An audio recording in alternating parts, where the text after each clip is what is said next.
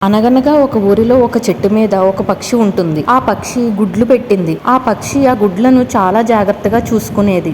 ఒక రోజు తన గుడ్లను గూటిలో వదిలి ఆహారం కోసం ఆ పక్షి బయటికి వెళ్తుంది. ఈ లోపల అటువైపుగా ఒక పాము వస్తుంది. ఆ పాము ఆ గుడ్లను చూసి చెట్టు మీదకి ఎక్కి ఆ గుడ్లన్నీ తినేస్తుంది. ఆ గుడ్లన్నీ తినేసి పాము చెట్టు మీద నుంచి కిందకి వెళ్తుండగా ఆ పక్షి అప్పుడే వచ్చి ఆ పాము కిందకి దిగడం చూస్తుంది. తన గూడు అలాగే గుడ్లు ఏమీ లేకపోవడం చూసుకొని చాలా బాధపడుతుంది. అలా బాధపడిన తర్వాత ఆ పక్షి ఒక ఉపాయం ఆలోచిస్తుంది.